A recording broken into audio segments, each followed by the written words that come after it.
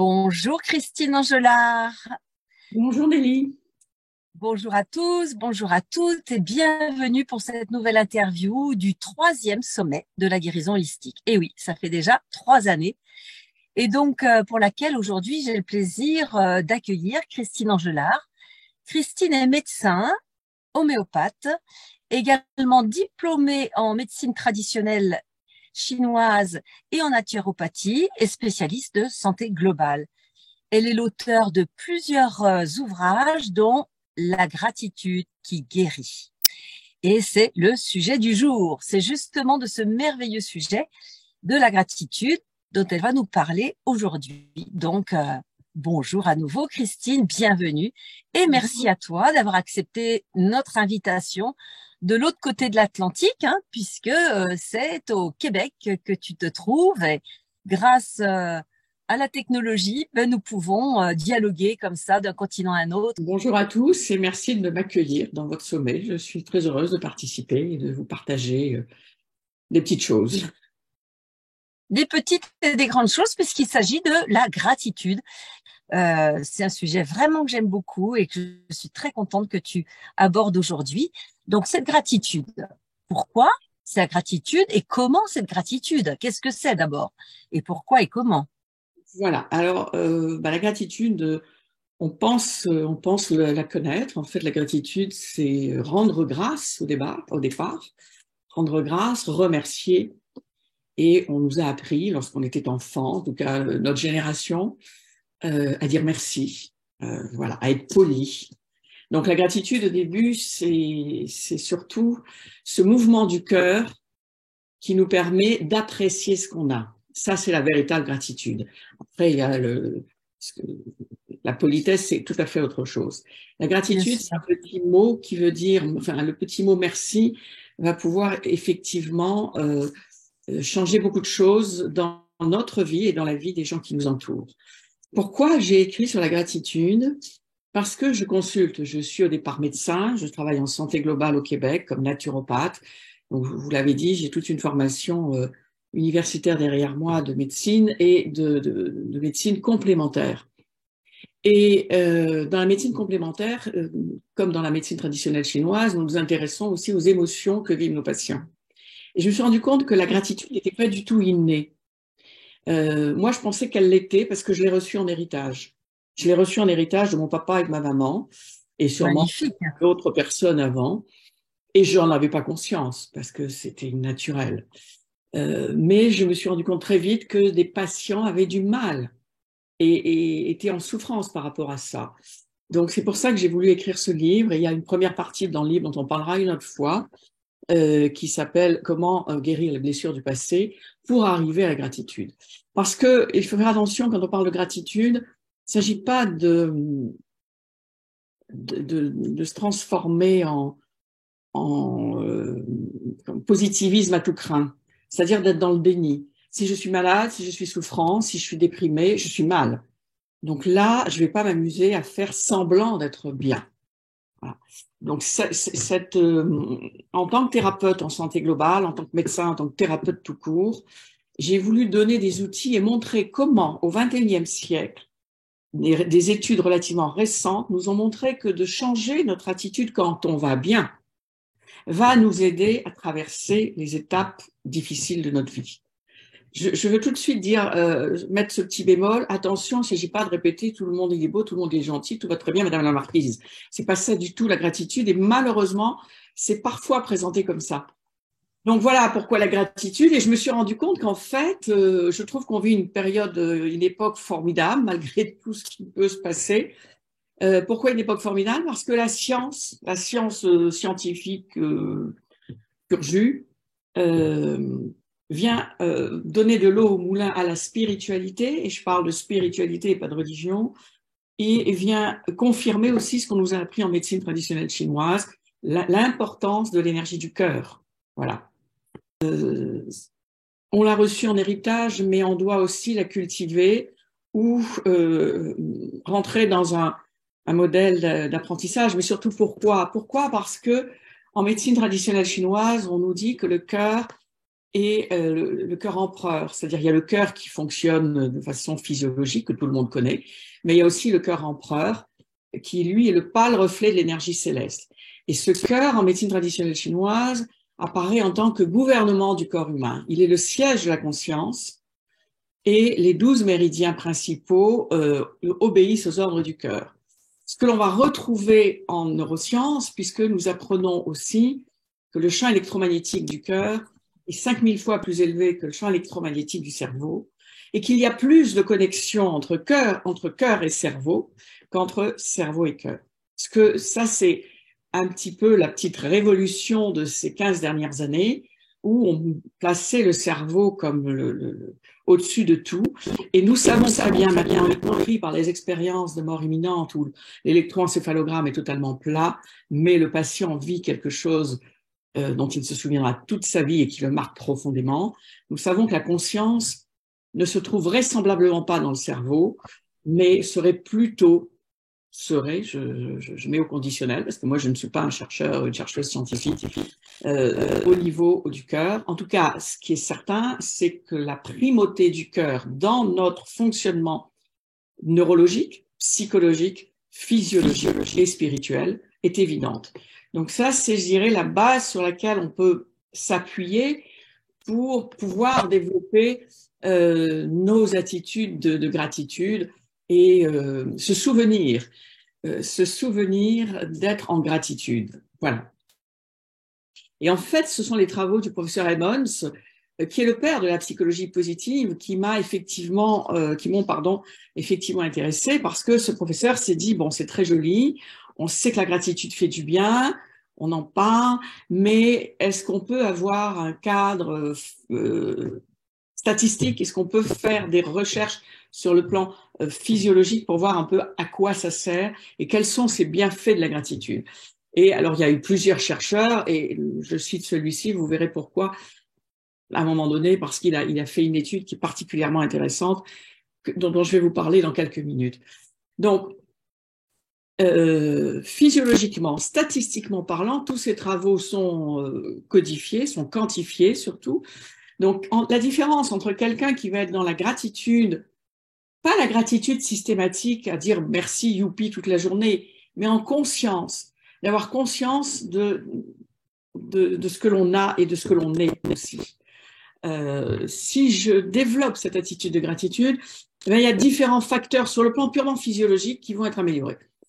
Pour quelqu'un qui souffre, qui a des douleurs, bien évidemment, il faudra qu'il continue son traitement. Mais la différence entre une personne qui souffre et qui pratique quand même la gratitude en disant « Mon Dieu, heureusement que j'ai ce médecin ou ce thérapeute qui m'aide, ou que j'ai ces médicaments, ou que j'ai mon fils ou ma fille ou mon conjoint qui est à côté de moi. J'ai mal, mais il y a ça qui est positif. » La sensation de douleur chronique est diminuée. Notre système immunitaire est amélioré. Notre système hormonal trouve un meilleur équilibre. Ce sont des plus. Il ne s'agit pas de remplacer la gratitude par remplacer les médicaments par la gratitude. Il ne s'agit absolument pas de ça, mais ce sont des plus. On s'aperçoit qu'au niveau des surrénales, le cortisol, qui est le témoin de l'inflammation, diminue, alors que la déhydroépiandrostérone, c'est un mot barbare qu'on appelle DHEA, se voit augmenter. Donc, j'ai moins d'inflammation. Je vais mieux vivre mon inflammation. Je vais mieux vivre mes douleurs, entre guillemets. Comprenez? Nos immunoglobulines A donc, sont augmentées, ce qui renforce notre système immunitaire. Au niveau de mes envies et de mes rages de sucre, je vais en avoir moins et donc toutes mes hormones vont se trouver plus équilibrées. Par rapport au sommeil, on s'est rendu compte également que on met moins de temps pour s'endormir, notamment lorsqu'on va pratiquer les exercices dont on parlera plus tard avant de s'endormir, et on a un meilleur sommeil, on a une meilleure qualité de sommeil. Ça, c'est pour vous donner un petit peu les bienfaits physiologiques, parce que je crois que c'est important d'avoir une base solide physiologique. Et aussi, donc dans le corps, les hormones, l'immunité, la sensation de douleur, le sommeil, bon, tout ça, on le retrouve. Mais on s'est rendu compte aussi, avec toutes les IRM et les scanners qui ont pu être faits, que l'attitude de gratitude utilisée régulièrement permettait d'avoir une meilleure plasticité au niveau du cerveau. Ça veut dire quoi? Ça veut dire que les parois corticales vont se trouver épaissies et que notre capacité décisionnelle, notre mémoire, notre attention vont s'en trouver améliorées. Quand j'ai fait mes études, on pensait qu'on avait un stock de neurones et que on devait vivre avec ce stock et qu'on allait se décrépir progressivement. Alors peut-être qu'on se décrépit un peu physiquement, mais neurologiquement parlant, nous avons à prendre soin aussi de notre cerveau et avec toutes sortes d'attitudes. Et l'attitude de gratitude permet d'entretenir au mieux notre cerveau. Donc c'est pas rien. Si on veut bien vieillir, on va faire de l'exercice, on va bien manger, mais on va adopter aussi des attitudes positives, ce qui fait partie de l'épigénétique. Je ne sais pas si vous souvenez de l'épigénétique, ce sont tous les cofacteurs qui entourent la génétique. La génétique, on a un ADN qui est codé avec des fragilités et des forces. L'épigénétique, ce sont surtout notre attitude, notre façon de manger, notre façon de créer des liens, notre façon d'interagir avec les autres et notre capacité à cultiver la joie. Et la joie, c'est pas le plaisir bruyant. La joie, c'est souvent silencieux. La joie, c'est la joie intérieure. Et si je développe ces capacités d'épigénétique, je vais pouvoir agir sur l'interrupteur de mes gènes. C'est-à-dire que l'épigénétique permet d'exprimer ou de non exprimer, comme un interrupteur qui fait off et on, certains gènes. Donc c'est intéressant, et ça c'est fascinant de découvrir ça. C'est-à-dire que j'ai ma part à faire dans ma prédestination génétique. Et ma part va permettre d'exprimer un peu, beaucoup ou trop le gène pathologique. Donc, c'est important aussi de comprendre que ces attitudes de bienveillance, ces attitudes de gratitude vont avoir aussi un impact sur mon vieillissement neurologique, sur mon vieillissement cérébral. Et sur les douleurs. Et sur les douleurs aussi. On s'est rendu compte que lorsque le cœur est à l'œuvre, la sensation de douleur peut diminuer de 40%. Je dis bien la sensation, la douleur est toujours là, l'inflammation est toujours là, on ne fait pas de miracle. Enfin, parfois, il y a des miracles, et ça ne nous appartient pas. Mais lorsque la sensation de douleur, lorsque le cœur est à l'œuvre, peut diminuer jusqu'à 40%, alors que sous morphine, la sensation de douleur va diminuer de 20%. Donc, c'est quand même pas rien. Donc, la douleur, la physiologie, le cortex. Et puis, je vous avais parlé oui, tout à fait. Et pourquoi j'avais insisté sur le professeur Emmons? Parce que c'est lui qui a été l'auteur d'une étude absolument extraordinaire. Il s'est dit, il faudrait qu'on ait des statistiques qui tiennent la route. Pour ça, il nous faut un groupe de personnes identiques, plus ou moins, qui vivent dans un milieu relativement identique, et pour pouvoir comparer les personnes qui sont en gratitude et celles qui ne le sont pas et voir l'impact que ça a dans leur physiologie. Il a eu l'idée d'aller dans un monastère aux États-Unis, dans le Minnesota, où il y avait une bonne centaine de sœurs, je crois. C'était un grand monastère. Et dans ce monastère, la supérieure avait l'habitude de demander ce qu'on appellerait, nous, maintenant, une lettre de motivation. C'est-à-dire, on écrivait une lettre lorsqu'on rentrait au monastère, en général entre 20 et 30 ans, une lettre un peu plus tard entre 40 et 50, et une troisième à 70 ans. Donc, le professeur Emmons savait toutes ces lettres. Il a engagé un statisticien et ils ont regardé, et ce sont toutes des religieuses, donc qui ont une vie spirituelle. Et il a regardé la foi. Avec une foi. Ça, c'est quand même important. Une foi active. Et il a regardé, ils ont regardé plus exactement les lettres où le mot merci, gratitude, reconnaissance revenait le plus souvent. Et parallèlement, il y avait aussi des dossiers médicaux du merci, donc ils ont confronté les sœurs qui utilisaient plus souvent le terme de merci et de gratitude et qui exprimaient plus souvent leur gratitude par rapport à leurs collègues qui étaient aussi dans la spiritualité, avec leurs dossiers médicaux, et il s'est rendu compte qu'il y avait une différence sur l'espérance de vie de plus de 7 ans. Ça paraît quand même Oui, fou. c'est important. Ça paraît quand même fou.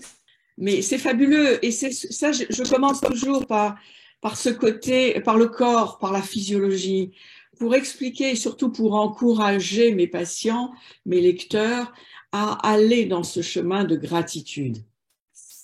Alors, on va me dire, oui, mais moi, je vis des choses épouvantables, j'ai vécu des choses épouvantables quand je suis jeune, je peux pas. Donc, c'est pour ça que le livre a été écrit. Et je vais rajouter aussi, par rapport à la dépression, bien évidemment, vous allez garder vos médicaments, vos traitements antidépresseurs, qu'ils soient naturels ou allopathiques. Mais ce dont il faut se souvenir et qui est très, très important, c'est que nos circuits neuronaux, nos neurones, nos circuits neuronaux, ne peuvent pas ressentir en même temps une émotion négative et une émotion positive. Donc, c'est capital de les rééduquer, si j'ose dire, bien évidemment quand tout va bien. Et quand je vais mal, je vais me faire aider. C'est pas évident. Si je pense que les gens qui sont sous les bombes actuellement, pour nous, il nous paraît difficile d'être en gratitude quand on est sous les bombes. Et en fait, c'est faux parce que j'ai beaucoup de témoignages de gens qui ont vécu des événements identiques et qui disent que là, on développe la gratitude. Parce que quand on risque sa vie, on remercie toutes les 5 minutes d'être encore en vie pratiquement. C'est pas les gens qui ont tout qui sont les plus doués pour la gratitude. Ça, c'est quelque chose que la vie et mon métier m'a appris. Donc, si je m'exerce régulièrement, tous les jours, et on va le voir dans l'atelier qu'on va vous proposer aussi, si je m'exerce à être capable de remercier, à être capable de rendre grâce, d'apprécier, on n'est pas obligé de le crier sur tous les toits, mais de l'apprécier intérieurement, de dire, mon Dieu, mais finalement, j'ai de la chance. Voilà. Je suis allée quelque part en vacances il y a quelque temps, et c'est un pays où il y a pas mal de coupures d'eau. J'avais oublié que c'était formidable d'avoir l'eau dès qu'on tourne un robinet. J'avais oublié. C'est intéressant de voyager, de sortir de nos zones de confort et de sécurité. Voilà. Donc, remède à la dépression, c'est pas un remède dans le sens vous allez dire merci toute la journée et vous aurez plus de dépression. C'est pas ça. C'est une attitude qui petit à petit va venir mettre un peu plus de lumière dans nos noirceurs. Et je vous dis, c'est pas les gens les plus nantis, les pour qui, enfin, ça veut rien dire de toute façon être nanti. On peut être nanti et très malheureux et on peut avoir rien et avoir cette joie en soi. C'est sœur Emmanuelle qui exprimait très bien cela. Elle disait quand je suis avec mes chiffonniers en Égypte ou en Inde ou avec ces enfants qui ont rien, mais rien, enfin ces enfants et ces adultes, je trouve beaucoup plus de joie que quand je marche à Paris dans les rues. Parce qu'ils ont rien et donc le fait d'avoir un verre d'eau ou un repas les comble de gratitude. Et nous avons oublié dans nos sociétés riches, bon, il ne s'agit pas de faire de leçons de morale, mais il s'agit, et on est tous logés à la même enseigne. Moi, j'ai écrit mon livre La gratitude qui guérit, mais je vous dis, j'avais oublié que c'était formidable d'avoir de l'eau au robinet, parce que ma première réaction a été, oh, flûte, il n'y a pas d'eau. J'ai honte. Donc, voilà toutes les raisons pour lesquelles je me suis intéressée à cette attitude de gratitude qui est peut-être innée chez certains, mais toujours à développer, y compris lorsque nous vivons des choses difficiles. Comme je le disais, moi, ce qui m'a frappé et que tout le monde a dû déjà remarquer, c'est que les gens qui vivent de grandes difficultés vont être capables de gratitude parce ils vivent, ils ressentent dans leur chair et dans leurs émotions le prix de chaque chose, la valeur de chaque chose. Et c'est ça qui est assez terrible, c'est que c'est lorsque nous manquons de quelque chose que nous nous rendons compte de la chance que l'on avait avant. Alors, ne serait-il pas intéressant, et oui, avec tout ce que je vous ai dit précédemment, et c'est pas moi qui vous le dis, c'est les recherches en neurosciences, plus la médecine traditionnelle chinoise, donc ça ne date pas d'hier, cette histoire. Donc, ne vaudrait-il pas mieux de cultiver cette attitude de gratitude pour mieux vivre, euh, vieillir en meilleure santé, autant physique que cognitive. Et si je développe cet état d'esprit, si je vis dans la gratitude le plus souvent possible, lorsque je vais passer une étape difficile de ma vie, cela me sera utile. C'est évident qu'à ce moment-là, je vais pas me dire, ah, il faut que je me mette en gratitude. Non. Si je suis à l'hôpital, si je suis malade, si j'ai des traitements lourds, euh, ça va se faire naturellement parce que toute la médecine et tout votre accompagnement sera là pour vous soulager. Mais si vous avez déjà, si nous avons déjà eu cette attitude de gratitude, on sera capable de voir la petite chose positive dans l'océan de noir. Et vous savez, vous vous souvenez de ce schéma yin et yang où vous avez une partie blanche à l'intérieur duquel il y a un petit point noir et une partie noire à l'intérieur duquel il y a un petit point blanc. Et c'est toujours en mouvement. Ce dessin, en fait, il est, par la force des choses, on le voit statique, mais c'est un dessin, c'est la vie, ça, qui bouge. C'est-à-dire que dans notre incarnation, lorsqu'on a l'impression que tout va bien et que tout est lumineux, il y aura toujours un petit point noir. C'est la problématique de l'incarnation. C'est la blessure de Jacob à la hanche avec l'ange. Tu deviens Israël, mais tu te souviendras toujours de, et tu vas boiter de ta condition humaine et tu vas boiter. Bon, là, on va un peu plus loin. Mais donc, ce petit point noir dans la lumière, il est là. Mais ce tout petit point blanc dans la noirceur, il est là. Et pour être capable de le voir, ça prend, comme on dit au Québec, il faut. C'est un peu trop impératif, il faut. Nous avons intérêt, on va dire, à cultiver cette attitude de gratitude au quotidien. Et moyennant quoi, nous vivrons mieux et, je dirais, nous serons plus agréables aussi pour notre entourage, ce qui n'est pas rien. Voilà. Vous savez, au Danemark, à l'école primaire, il y a des cours d'empathie. Euh, on arrive, hein, on va y arriver à un moment. Hein. On va y arriver où, à l'école, dès l'enfance, on va apprendre à rendre grâce, à prendre conscience, à retrouver notre niveau de conscience le plus élevé, le plus pur, parce qu'il existe et il existe dans le cœur.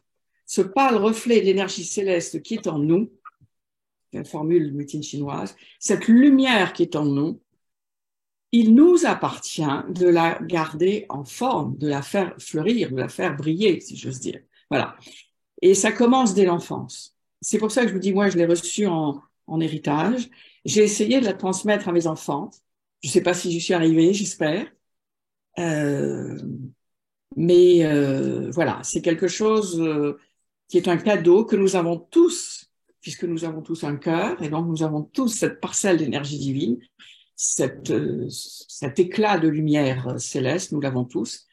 Donc c'est en le développant que nous vivrons mieux au sens large du terme. Voilà ce que je voulais vous dire sur cette gratitude. En tout cas, c'est un magnifique cadeau, donc merci. Hein. Gratitude infinie de nous transmettre ce cadeau-là, justement, parce que c'est un cadeau merveilleux pour faire face à tous les événements de la vie. Mais parfois, je me rends compte que, eh bien, il faut vivre des événements douloureux, comme une maladie, comme un accident, comme des séparations, comme tous les événements douloureux de la vie, pour justement apprendre la gratitude, parce que ça, nos apprentissages de vie se font de gré ou de force. Donc là, bah, vous disiez, ça s'est fait de gré avec l'apprentissage familial, vous avez transmis à vos enfants, magnifique.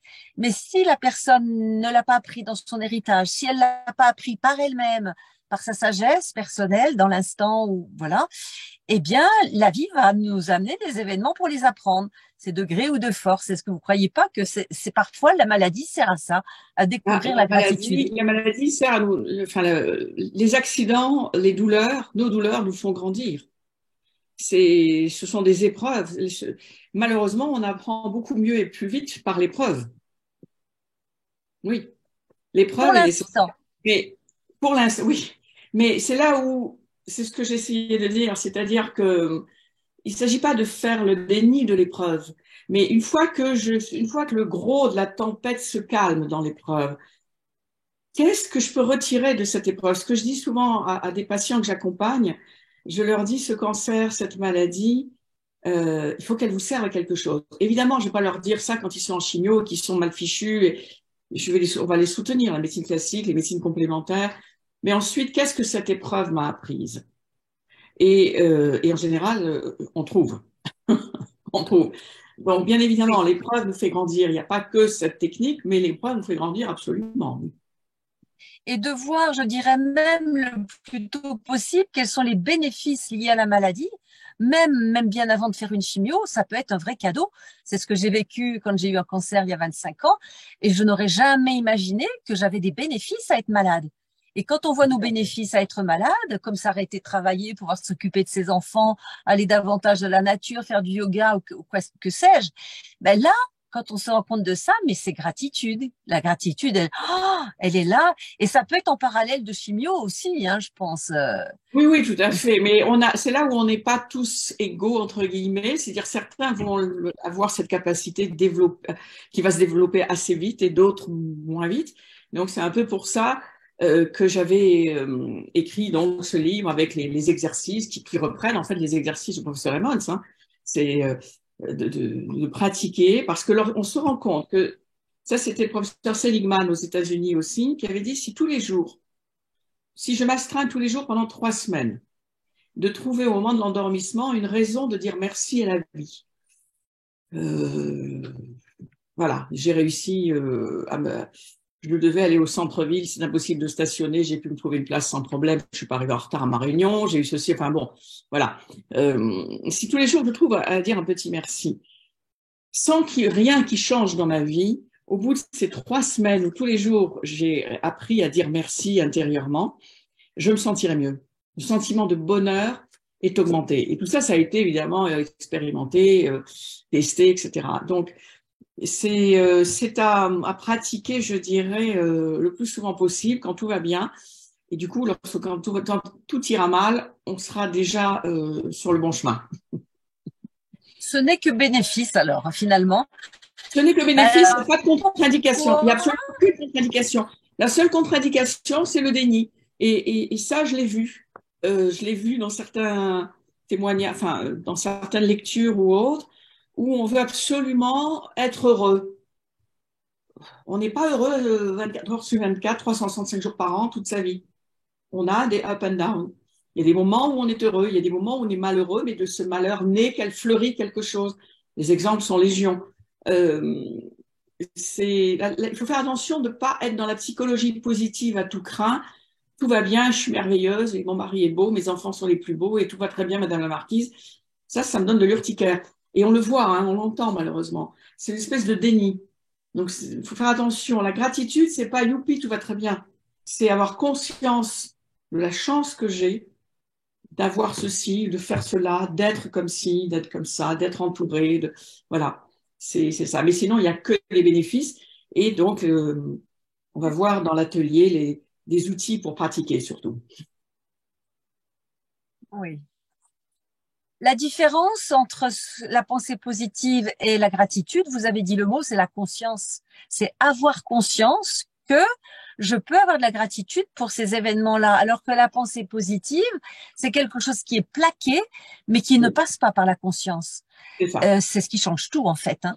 Absolument. Absolument. C'est Ouais, exactement ouais. ça. Là, c'est une ouverture de conscience qui passe par le cœur. Donc, c'est vraiment quelque chose qui est inscrit à l'intérieur de soi et qui agit dans tout le corps en passant par le cœur, ce que vous avez dit tout à l'heure, et qui va aller s'installer dans les cellules via le système immunitaire, si j'ai bien compris. C'est ça. Exactement. C'est exactement ça. C'est à partir de cette lumière que l'on peut éclairer nos vies et véritablement les éclairer, quelle que soit la couleur de notre vie. Et on l'a vu, des personnes qui étaient enfermées dans des décombres pendant des jours et qui priaient. Donc, c'est une forme de gratitude aussi, hein, la prière, et qui étaient découverts vivants une semaine après contre toute attente. Parce qu'il Tout y à fait. avait Le pouvoir de la prière, le pouvoir de la méditation, c'est se brancher sur l'énergie du cœur. Et donc, ça rejoint toutes ces études qui ont été faites autant pour les bienfaits de la méditation et de la prière. J'ai fait une conférence la semaine dernière là-dessus aussi. Ça rejoint. En fait, lorsque le cœur est à l'œuvre, euh, tout va mieux. Tout va Ça ouvre mieux et des portes. parfois on a même des miracles. Tout va mieux et parfois on a des miracles.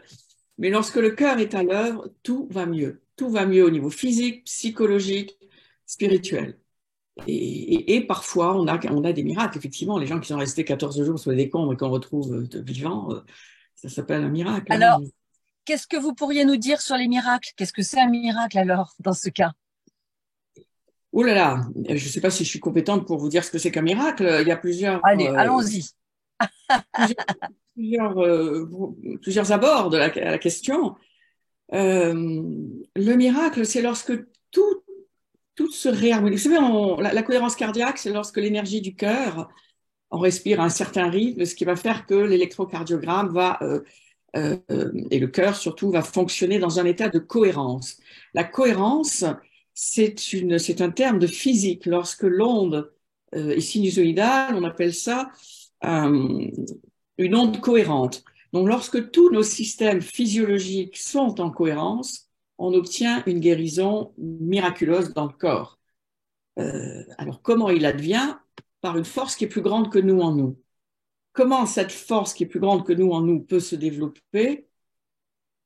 J'ai ma part à faire, qui est de garder la lumière qui est dans mon cœur vive, allumée. L'autre partie, ça ne m'appartient pas. Mais si je suis relié à plus grand que moi en moi, j'ai ma part à faire d'être dans une cohérence physiologique, émotionnelle et de plénitude du cœur. Là, il va pouvoir se passer des miracles, oui. Petit, moyen ou grand. Mais donc sur le plan physiologique, on sait qu'il y a une cohérence qui s'installe dans tous les systèmes et qui dépasse l'entendement humain. Lorsqu'il y a des guérisons miraculeuses, je pense à Lourdes, notamment en France, c'est l'intervention d'une force supérieure. Mais pour que cette force supérieure intervienne, il faut que moi, en dessous, parallèlement, Oui. je la laisse passer. Et pour pouvoir laisser passer cette force, c'est par là que ça se passe, par le cœur. Je dis Parce que le souvent, cœur a... Oui. je dis souvent, c'est comme une lampe. Elle ne peut éclairer que si on l'allume. Donc, la lumière céleste, l'énergie divine, appelons ça comme on veut, le plus grand que moi en moi, ne pourra fonctionner que si je fais ma part. Et Et ma vous part, venez de c'est dire la méditation. le plus... Oui. Et vous venez de dire le plus grand de moi, plus grand que moi en moi. Le C'est plus le grand plus que grand moi que en moi moi. en moi. Oui, Donc tout est à l'intérieur de nous dans ce que vous dites là et c'est magnifique parce que le miracle il est à l'intérieur de soi si on arrive à connecter toutes les parties de nous-mêmes, qu'elles soient physiques, émotionnelles, mentales et spirituelles alors. ce qui est à l'intérieur de nous, c'est la parcelle d'énergie divine, c'est la lumière. Et c'est Hmm. ça le plus grand que moi en moi. Le miracle va intervenir par une force supérieure. Cette force supérieure ne pourra agir que si ma petite lumière est orientée, si elle est allumée et orientée. Mais il y a l'intervention de quelque chose de plus grand qui me dépasse et qu'on appellera comme on veut, selon ses croyances, mais qui nécessite, et on le retrouve dans toutes les traditions spirituelles, religieuses, qui nécessite que je fasse ma part. Donc c'est pas le miracle qui est en moi, c'est la possibilité du miracle qui est en moi. Pour que le miracle advienne, je dois ouvrir mon énergie du cœur, je dois cultiver cette énergie du cœur, je dois me tourner vers cette lumière et savoir au plus sombre de ma vie, là, c'est ce que je vous disais, au plus sombre de ma vie, me brancher, focuser sur ce tout petit point de lumière. C'est comme ça que les gens ont tenu dans des circonstances épouvantables, en vivant au jour le jour, en se focusant sur le petit point de lumière. Et ce faisant, on traverse l'obscurité et à un moment donné, le miracle peut advenir. Oui, c'est un petit peu ma version enfin, je suis pas la seule, je pense, à penser comme ça, mais j'ai ma part à faire. C'est ça qui est important et je trouve que c'est C'est très ça, encourageant de savoir qu'on a une participation. c'est ça. Et le miracle peut advenir, je peux y être aussi pour quelque chose. Et la gratitude, très certainement, peut passer aussi dans ce chemin-là, être en tout Tout à cas fait. un compagnon de ce chemin-là vers ce miracle qui, au départ, c'est quelque chose qu'on ne comprend pas, mais plus nous avançons dans nos connaissances, dans les neurosciences et le lien aussi avec le cœur, plus je crois on va se dire un jour, mais c'est pas du miracle, c'est juste qu'il fallait se connecter à son cœur et à la gratitude et à bien d'autres choses pour alimenter justement cette guérison qui est une guérison plus spirituelle, on va dire, ou aussi spirituelle, ce qui n'enlève pas les traitements médicaux, comme on dit, en complément des traitements médicaux, si on ne sépare pas tout, hein, le physique et le spirituel.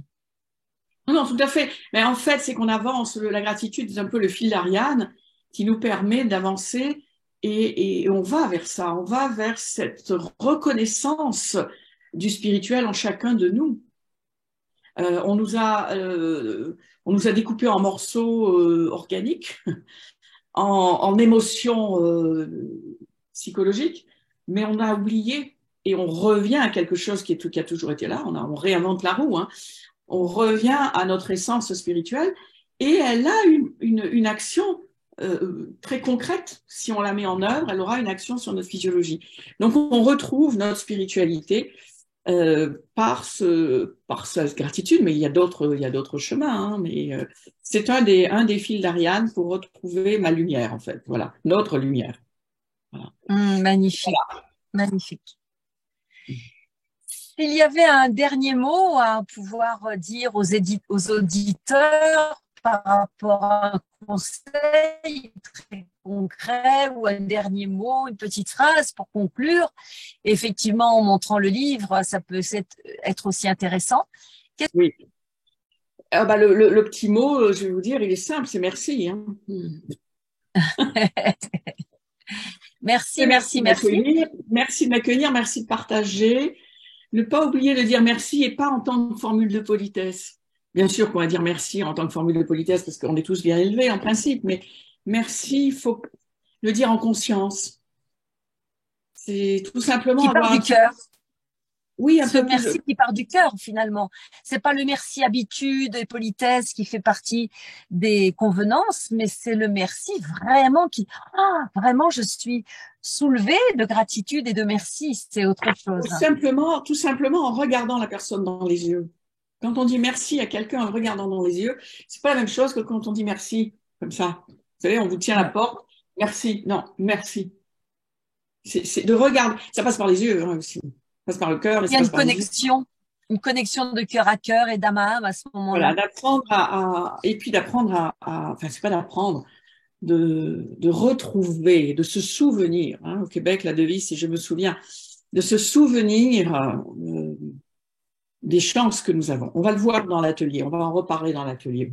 Donc, Ok. merci. Ok. Le mot de la fin, c'est merci. Le mot de la main, c'est merci et que chacun puisse dire merci, merci pour tout, pour tout. Et merci pour ce livre, la gratitude qui guérit, qui est dans les collections Erol, hein, si C'est ça. En je France, me il souviens est bien. aux collections Erol et au Québec, il est chez Édito. Voilà pour les Québécois et voilà pour les Français, les Suisses et les Belges. D'accord. Eh bien, Voilà. merci. Merci, Merci à vous. merci. À bientôt. Oui, vous pouvez vous procurer ce livre dans toutes les bonnes librairies et sur Internet, je pense aussi. Donc, au revoir Christine pour un petit moment et nous allons nous rejoindre pour l'atelier. Au À revoir. À tout à bientôt, chers l'heure. auditeurs.